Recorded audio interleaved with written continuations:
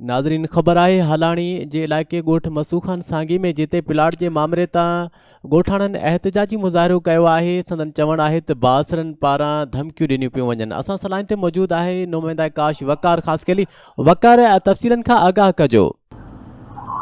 जी हलाणी पता ॻोठ मसूखान सांगी जे रवासनि औरतुनि ऐं मर्दनि मोहम्मद खान सांगी, शरीफ सांगी, गुलाम रसूल सांगी, गुलाम सुगरा सांगी, जाहिद सांगी, गुलाम सांगी प्रेस क्लब हलाणी पहुची करे साफ़ न ॾियां चाहींदे चयो त असांजे ॻोठ लॻ अब्दुल चतो जे 1 एकड़ 6 घंटा ज़मीन मां असां 23 रिकॉर्ड जी 12 सतनी ज़मीन अब्दुल खां ख़रीद कई हुई।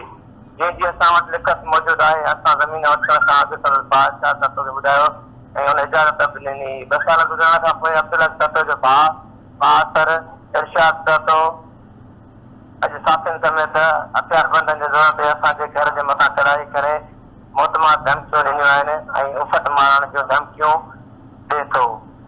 ऐं असां SSP नौशर अफरोज़ ऐं IGP खां अपील था कयूं त हिन ख़िलाफ़ कानूनी कार्रवाई करे थो इंसाफ़ कयो वञे। ॿी सूरत में एहतजाज जो दाइरो वधायो वेंदो। वॾी महिरबानी वकार असांखे तफ़सीलनि खां आगाह करण लाइ।